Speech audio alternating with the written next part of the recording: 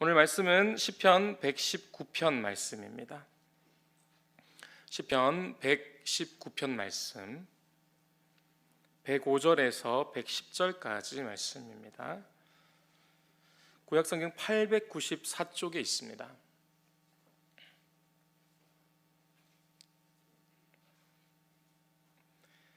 한 절씩 교독하겠습니다. 시편 119편 105절에서 110절까지 말씀. 주의 말씀은 내 발의 등이요 내 길의 빛이니이다.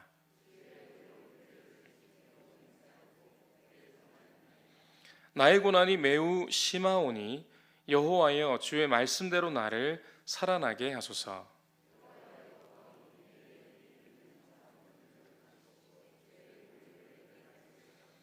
나의 생명이 항상 위기에 있사오나 나는 주의 법을 잊지 아니하나이다.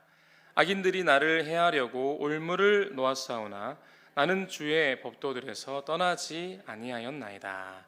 아멘. 오늘 고난이 매우 심하오니라는 제목으로 함께 하나님 말씀 생각하겠습니다. 고난에 대비하는 가장 좋은 방법은 무엇이겠습니까? 고난이 오지 않도록 준비하는 것도 필요하겠지만 고난을 대비하는 가장 좋은 방법은요, 다음 고난을 준비하는 것입니다. 우리 인생에 고난이 한 번 훅 지나가고 다음 고난이 없는 인생이 없지요. 산 넘어 산이란 얘기가 있습니다. 첩첩산중이란 얘기가 우리 인생을 빗대어서 이야기하지요. 그러면 이 고비를 넘어 산을 넘었는데 넘어보니 그 다음 능선이 기다리고 있는 것입니다. 그러면 이 고난이 빨리 끝나기만 바라는 마음이었다면 다음 능선을 만날 때는 좌절하고 더 이상 의욕이 생기지 않는 것이죠. 고난을 그래서 대비하는 방법 중에 가장 우리 마음에 필요한 것은 한번 따라해 주십시오. 다음 고난을 대비하는 것입니다.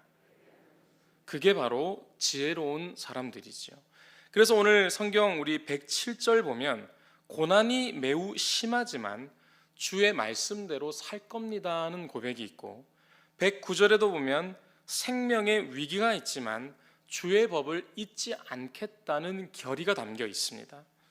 물론 가족을 잃어보신 분들이나 상상을 초월하는 고난 중에 있는 분들도 있고 갑작스러운 병에 걸리거나 집안에 차압딱지가 붙는 그런 엄청난 힘든 일들이 있거나 또 부도가 난다거나 생각할 겨를이 없을 때는 도대체 이 고난 때문에 흔들릴 수밖에 없지만 그럼에도 불구하고 우리가 고난, 그 다음 고난을 생각해야 된다는 건 잊지 않아야 된다는 것이죠.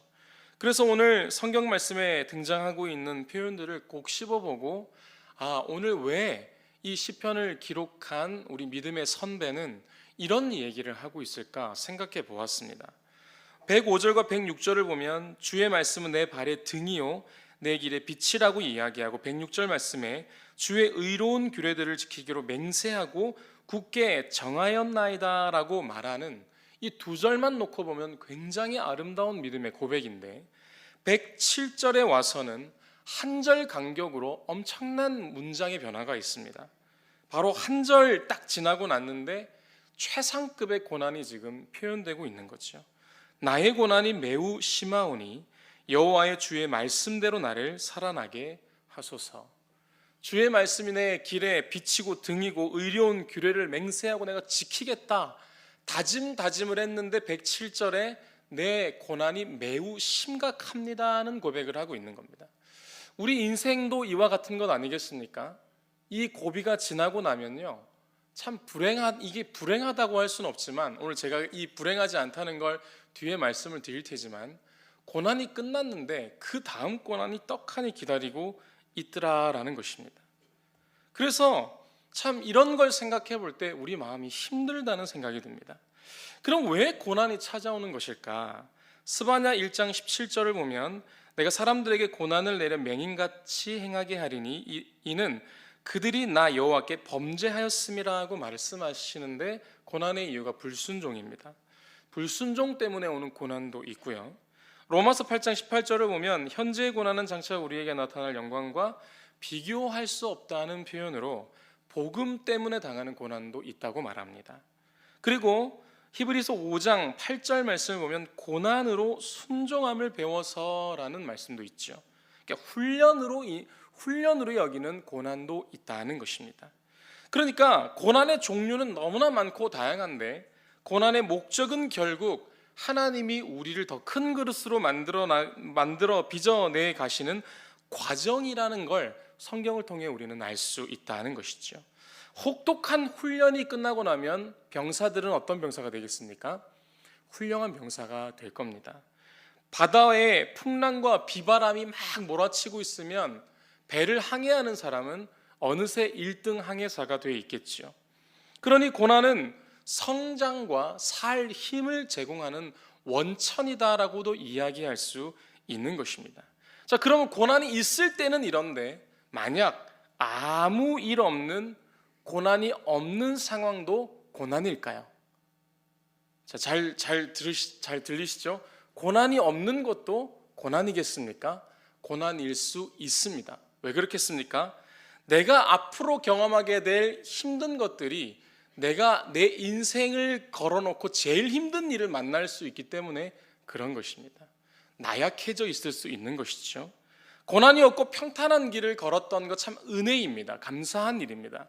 그런데 그 평탄한 길을 걸었던 자기의 편협함이 자기도 모르게 자리 잡아서 다른 사람의 고난을 평가하거나 비판하거나 이유를 추측하고 있다면 그 사람은 고난이 없는 것보다 더 큰 고난으로 지금 인격이 무너져가고 있는 것이죠. 그러니 고난이 없는 것도 고난일 수 있겠다는 생각을 하게 되는 것입니다. 아무 일 없는 것이 은혜라고 여겨지지만 그러나 아무 일 없는 사람이 아무 일이 많은 사람을 보면서 저 사람은 무엇 때문에 저 일이 있었을까 추측하고 비판해버린다면 그 생각하고 있는 인격 자체가 이미 하나님에게 더 가까이 가 있는 것이 아니고 하나님과 점점 멀어져서 무너지는 인격이 되고 있다라는 것이죠. 그러니 주님의 눈으로 세상을 보지 못하면, 주님의 눈으로 고난을 바라보지 못하면 세상의 눈으로 보게 될 텐데, 그러면 결국 자기 안에는 자기가 만들어 놓은 생각에 갇혀버려서 그 굴레를 절대 벗어날 수 없는 자기 한계에 묶이게 된다는 것입니다. 결국 본인의 생각의 틀이 자기를 편협하게 만들고 있다는 것을 모르는 것이죠. 이것만큼 큰 고난이 있겠습니까? 아무 일이 없는 것도 고난일 수 있겠다라는 것이죠. 그러니 아무 고난이 없고 내 안에 늘 평안함이 있다고 자만해서는 안 될 것입니다. 앞으로 어떤 일이 생기면 그것이 내 인생의 가장 큰 고난이 될 수 있기 때문도 그렇고 내 안에 있는 이성의 판단이 흐려지기 때문에 그 또한 고난일 수 있겠다라는 것이죠. 공동체 안에도 고난이 있습니다. 하나님의 교회도 고난이 있지요. 하나님의 교회인데 왜 고난이 있는가? 우리는 반문하기도 합니다. 그렇지만 하나님의 교회도 고난이 있습니다. 고난에 대처하는 모습을 보면 그 고난이 고난으로 끝날 것인지 고난으로 성장될 것인지를 보여주고 있는데, 어떤 공동체는 제가 앞서 말씀드린 대로 갈등이 없고 아무 문제가 없으니까 평안한 교회라고 생각하는, 그것을 자랑으로 여기는 교회들도 있지만, 그런데 아무런 갈등이 없다는 것은 자랑으로 여길 수 있지만 자랑이 아닐 수도 있다는 생각을 해보게 되는 것입니다. 자, 다시요. 아무런 갈등이 없는 교회는 평안한 것일 수 있지만 그러나 평안하지 않은 것일 수 있다는 가능성이 훨씬 더 크다라는 것입니다. 자칫 잘못하면요, 아무 일 없다는 것은 아무 발전할 수 없는 교회라고 비춰 얘기할 수 있는 것이죠. 이것을 잘 보여주는 예가 하나 있습니다. 필터 버블이라는 이론이 있습니다. 필터 버블. 우리 그림을 하나 보여주실까요? 여기 중간에 사람이 하나, 우리 자신을 지칭할 텐데, 세상엔 수많은 사람들이 이렇게 각자 다른 모습을 가지고 살아갑니다. 그런데 삶을 살아가다 보면 우리의 모습이 어떻게 바뀌어 있냐면, 다음 사진을 보여주시면 이렇게 돼 있습니다. 어느새 내 옆에는 내가 원하고 좋아하는 사람들, 나와 비슷한 색깔의 사람들만 가득해서 다른 사람들은 다 밀어버리는 일들이 있는데, 이걸 필터 버블 현상이라고 말합니다. 그러니까 무슨 얘기냐면, 나도 모르게 나도 모르게, 이건 교회에 제가 비유를 했으니까, 교회는 교회가 모르게 원하는 사람들로만 군집해 있다 보니까 아무 일이 안 일어나는 것이죠. 사실은 교회는요, 치열하게 싸움이 있기도 해야 되고 다툼이 있는 것이 당연한 것이고 갈등이 있는 것이 당연한 것인데, 왜 그렇습니까? 그래야 수많은 영혼들, 다 다른 인생들이 하나님 앞에 나와서 진정한 교회의 모습을 찾아가는데, 아까 필터 버블처럼 그런 모양이 돼버린다면 어떤 사람도 교회 안에 들어와서 적응할 수 없게 되는 겁니다. 떠나버릴 수밖에는 없는 것이죠.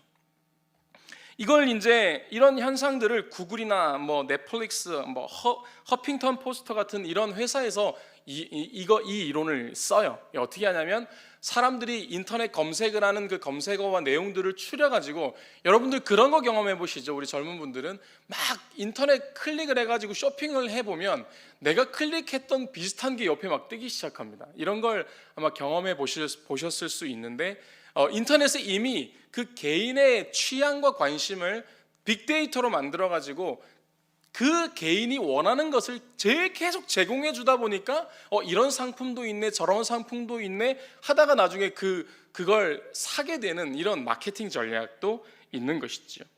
그러니 빅데이터를 써서 회사들은 이런 것들을 굉장히 잘 활용하고 좋다라는 평가를 내릴 수 있지만, 이걸 교회에 가져온다거나 이걸 가정에 가지고 온다고 생각한다면 이 문제인 것이죠. 교회 안에는 자기들이 원하는 사람만 옆에다 두고 다른 사람 다 밀어버리니까 결국 복음이 전파되는 것 같은데 복음에 전파되는 게 아니라, 교회 안에 아무 일이 없고 평안한 것 같은데 아무 일이 일어나지 않고 있는 것은 불행이라는 겁니다. 수많은 사람들이 들어와서 복음을 접하고 그게 발전되어져 가고, 정말 복음을 받아야 될 사람들이 들어와서 정말 복음 안에서 변화되어야 되는데, 필터 버블이라는 이 현상 때문에 그러지 못하는 일들이 교회 안에도 있고요, 여러분 주변에도 있을 겁니다. 여러분 개인의 생각과 삶을, 그리고 여러분에 있는 그 인맥들을 한번 생각해 보시면 나는 나와 비슷한 사람들과 어울리고 있는 것이죠. 근데 이건 좋은 면이기도 하면서도 이건 문제이기도 한 것입니다. 예수님이 마태복음 10장 34절에 보면 검을 주러 왔다라는 말을 우리는 잊지 말아야 되죠. 예수님이 검을 주러 왔다는 건 싸움을 걸겠다는 얘기가 아니고, 하나님의 말씀이 들어오면 그 말씀 밖에 있었던 사람들과 치열한 전쟁이 일어나는데, 심지어는 무엇을 비유하시냐면 예수님이 검을 주러 왔을 때 부모와 자식이, 공동체가, 교회가 서로 갈등하고 싸울 수밖에 없다라고 말합니다. 그럼 이건 불가피한 거라는 것이죠. 이걸 감내해낼 수 있는 우리 안에 있는 그 면역을 가져야 한다는 것입니다. 그래야 불화하지만 그 불화가 화목으로 바뀔 수 있다라는 것이죠. 갈등이 없는 걸 우리는 자랑으로 여길 수 있지만, 갈등이 없는 건 어느새 우리 밖에 수많은 사람들이 튕겨져 나가고 있다는 생각을 해야 한다는 것입니다. 갈등이 없는 것이 중요한 게 아니고, 갈등이 있고 없음이 중요한 게 아니라, 교회나 가정이나 개인이 다 그런 갈등을 어떤 자세로 대처하고 있는가. 갈등을 피하기만 해버린다면, 아니면 갈등에서 싸우기만 해버린다면 그 공동체는 무너질 수밖에 없을 겁니다. 투닥거리고 싸우지만, 그러나 그 안에서 개선해야 될 점들이 발견되어져 가고 인격적인 대화가 오고 가는 그런 일들이 있을 때, 미움만 커져서 공동체가 와해되는, 힘이 빠져버리는 일이 아니라, 미움과 질투로 싸움이 생기기도 하고 의견의 충돌이 있고, 그러나 무엇입니까? 의견을 말할 수 있는 공동체의 성숙함이 있다라는 것이죠. 그럴 때 공동체는 아무 일이 많지만, 보통은 아무 일 없으시죠? 이렇게 인사하지 않습니까? 아무 일이 많지만 그 아무 일이 많아서 더 잘 될 수 있다는 가능성을 우리는 잊지 말아야 된다는 것이죠. 아무 일이 없는 공동체는 진짜 아무 일이 없는 공동체로 끝날 수 있습니다. 아무 일이 많은 공동체는 성장과 개선, 발전할 수 있는 공동체로서의 훨씬 더 많은 가능성을 가질 수 있다는 것이죠. 고난이 매우 심합니다.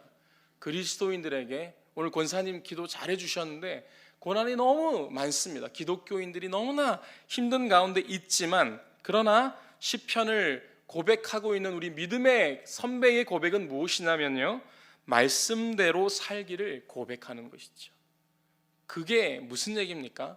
말씀을 막 읽는다는 얘기입니까? 아니지요. 수많은, 아까 필터 버블이라는 이미지 처음 보여드렸듯이 크기도 제각각, 색깔도 제각각 여러 가지 일들이 막 흩어져 있지만 그 안에서 우리는 어느새 주님 안에 들어와서 하나된 공동체로 균형을 찾아간다면 고난을 바라보는 우리의 시선도 균형을 찾게 된다라는 것입니다.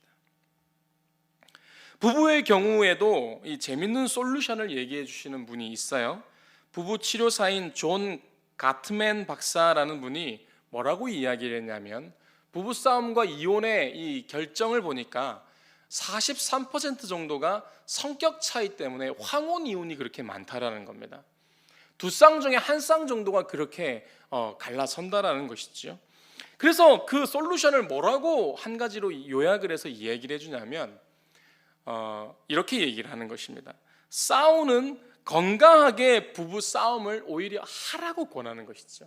보통은 참으라고 많이 말하지 않습니까? 참아야 된다, 참아야 된다, 참을 인자 한 번 쓰고 또 두 번 쓰고 이런 얘기를 하는데, 참으면 된다라고 우리는 예전부터 배워왔지만 참다 보니까 이제 황혼이 됐는데 둘이 갈라져 버리는 일이 너무 많다는 거죠. 그래서 그 원인으로 참지 말고 건강하게 부부싸움 하세요. 우리 스스로 한번 고백해 보시죠. 건강하게 잘 싸워야 됩니다. 네, 시작.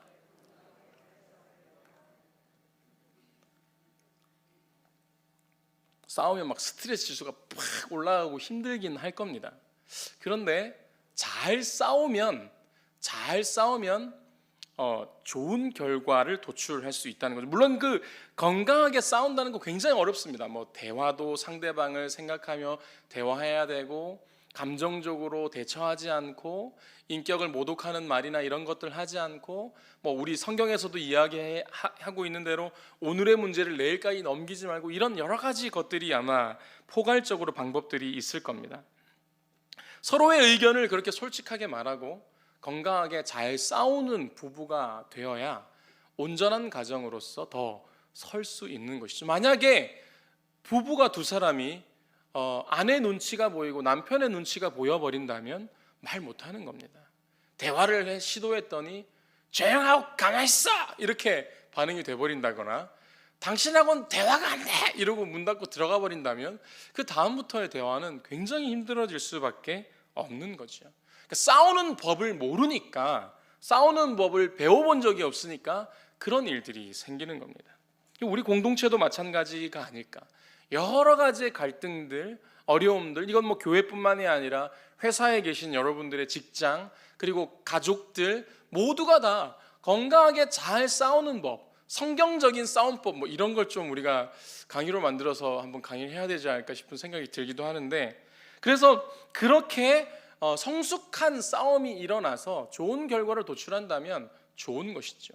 축구 경기도 싸움입니다. 그렇죠? 여러 가지 경기를 우리는 전투라고 얘기도 하는데, 운동 경기도 그렇지 않습니까? 룰을 잘 지키면요, 페어플레이 하면 그 경기는 굉장히 서로를 더 존중하고 좋은 경기가 됩니다. 근데 그 좋은 경기가 되려고 하면 룰이 있죠. 정해진 규칙이 있어서 그 규칙을 벗어나지 않게끔, 반칙하지 않게끔, 퇴장당하지 않게끔 잘해야 그 경기는 온전한 경기, 성패와 관련 없이 좋은 경기가 되는 겁니다. 그런데 그러지 않고 막 정말 축구하다가 공을 차야 되는데 사람 차버리고 이러면 이 곤란한 상황이 생길 수밖에 없는 것이죠. 서로에게 그렇게 돼버리면 더 심각한 이 고민만 남는, 더 어려운 고난만 남는 일이 생기고 말 것입니다. 그러니 잘 싸우는 것도 필요하겠다. 고난이 우리에게 싸움을 걸어옵니다. 그러면 고난을 우리가 잘 싸워내기 위해서 어떤 성경은 방법을 제시하고 있냐면, 우리 오늘 읽은 107절 말씀 한번 같이 한번 읽어볼까요? 107절 말씀 시작. 나의 고난이 매우 심하오니 여호와여 주의 말씀대로 나를 살아나게 하소서. 고난에 매이지 않고 주의 말씀에 매이면 되는 것이죠.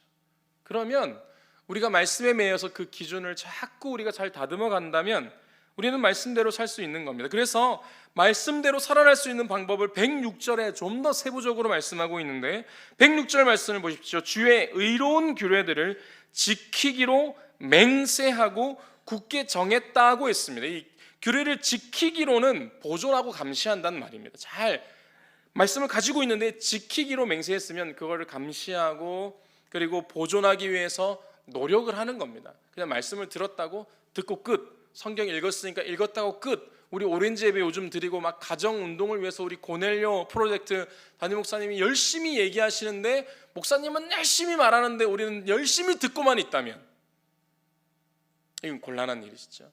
행동으로 옮겨내고 가정을 그렇게 말씀으로 꾸려내기 위한 지키기로 보존하고 이 감시가 좀 어떤 면에서는 좀 무서운 단어일 수 있지만 말씀으로 자꾸 우리가 지켜보는 것입니다.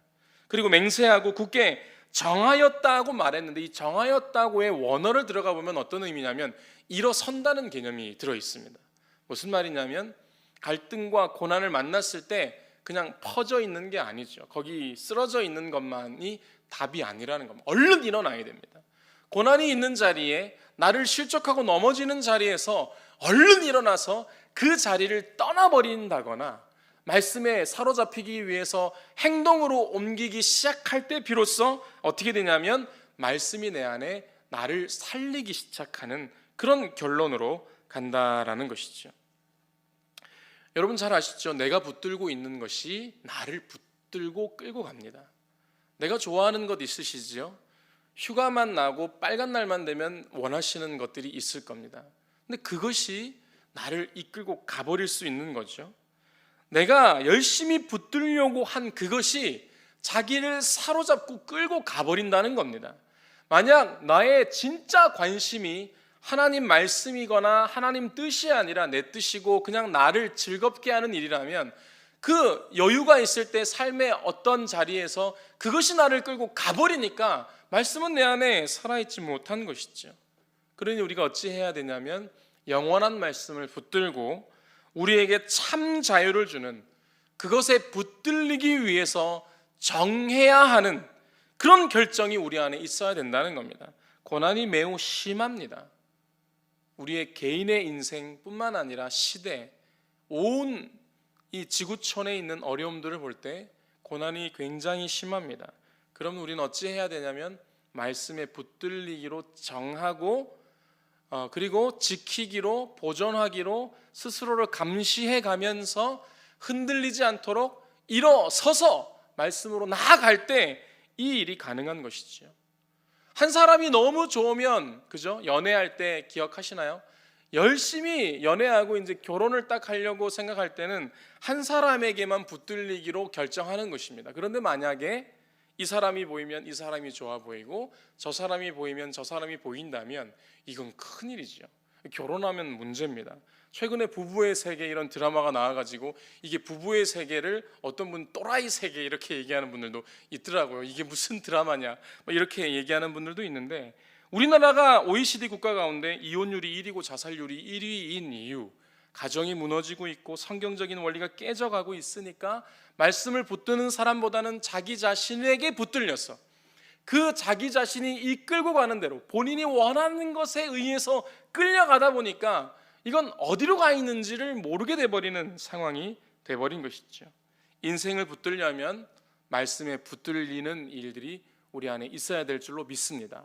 오늘 여기 계신 분들은 말씀에 붙들리시기를 바랍니다. 그럴 때 우리 인생은 고난이 매우 심하나 그러나 뿌리는 더 견고히 내려가는, 왜냐하면 말씀을 붙들려고 말씀으로 살아내려고 애를 쓸 테니까 말입니다. 우리가 자주 하는 실수는 무엇입니까? 교회에 오면 사람 먼저 보게 되는 겁니다. 어떤 사람들은 사람 때문에 신앙생활하고 어떤 사람은 사람 만나는 것이 좋아 신앙생활하는데 그러면 결국 사람이 실족하게 하면 신앙을 떠나버리는 것이죠. 어떤 사람들은 그래서 공동체 안에서 외로워합니다. 하나님을 붙잡는 법을 배우기보다는 사람에게 위로받는 법을 가지고 살아왔던 그 자신의 삶의 백그라운드가 결국엔 더 외롭게 만들어 버리는 것이죠. 그러나 진정 우리가 회복해야 될 건 아까 초입에 제가 말씀드렸다시피 사회적인 거리두기는 계속되지만 하나님과의 거리 좁히기도 포기하지 않고 계속되어야 된다라는 말입니다. 그럴 때 하나님이 우리를 이끄시는 대로 우리는 걸어갈 수 있게 되는 것이죠. 이 세상이 우리에게 계속해서 공격을 해올 것이고 또 어려움이 있을 겁니다. 그럴 때 영원한 말씀을 붙들어서 우리 인생 주님과 함께 따라가는 여러분들 다 되시면 좋겠습니다. 말씀을 정리하려고 합니다. 우리 말씀을 생각하실 때 고난이 오늘 매우 심할 때를 생각해 봤습니다. 고난의 이유도 여러 가지가 있겠다. 그런데 고난이 주는 유익, 성경은 분명하게 말합니다. 지금 내가 당하고 있는 고난은 장차 올 영광에 비할 바 되지 못한다. 이해되지 않고 어려운 고난이 있습니다. 그러나 그 고난은 결국 우리의 생각과 마음을 더 큰 것으로 만들기 위한 하나님의 뜻이라는 것이죠. 그런데 우리는 남들의 고난을 비판해버리고 남들의 고난의 이유를 추측하고 저는 저래서 안 될 거야, 저는 저래서 고난이 있을 거야. 굉장히 위험한 생각입니다. 아무런 고난이 없는 분들, 안정적인 분들, 자기의 생각과 한계에 갇혀서 고난받는 사람들 이해 못하고 자기가 고난이 없으니까 다른 사람들을 더 비하하는 일들이 있다면 복음을 가진 사람들이 아니겠죠.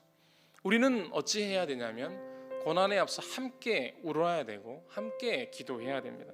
세상이 당하고 있는 어려움, 세상 속에 일어나고 있는 일들, 사건들, 우리 개인적인 일들도 어려운 일들이 있지만 그러나 믿음의 공동체가 우리에게 이렇게 주어졌다면 공동체 안에 일어나는 일을 놓고 우리는 함께 기도하고 마음을 모아야 하는 것이죠. 그 원리는 바로 107절 한 절 말씀에 고난이 매우 심하오니 여호와여 주의 말씀대로 나를 살아나게 하소서. 살아나게 하소서. 지금 무슨 얘기냐면 고난이 심해서 죽을 지경이라는 겁니다. 고난이 심해서 죽을 지경인 사람이 옆에 있을 수 있습니다. 그럼 어떻게 해야 되냐면 내가 주의 말씀대로 살아나게 하소서라고 기도해야 옆에 사람의 고난이 보이기 시작하는 것이죠. 내 일에 갇혀서 자기밖에 보이지 않는 것, 제가 앞서 말씀드린 대로 그것도 고난이겠다. 아무런 고난이 없는 것도 고난이겠다라는 말씀을 드렸죠. 그러면 보이지 않는 겁니다. 오로지 자기 기도, 교회에 오면 오로지 개인의 욕망을 위한 기도. 그렇다면 우리의 신앙을 좀 돌아봐야 되지 않을까?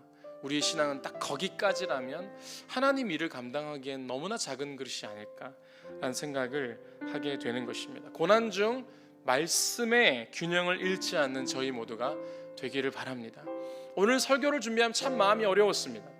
뭐라고 딱 풀어서 이야기하기가 참 어렵다는 거죠. 고난의 이유도 너무나 많고 고난에 대처하는 방법도 다 다르고 뭐라고 성경이 딱 얘기하고 있는 부분이 있지만 또 다른 부분에서는 또 다르게 말하고 있기 때문에 하나로 뭔가 탁 잡히는 걸 이야기하기는 어렵지만 고난 가운데 우리는 말씀의 균형을 찾아야 되겠구나라는 결론을 여러분들에게 말씀드리고 싶습니다.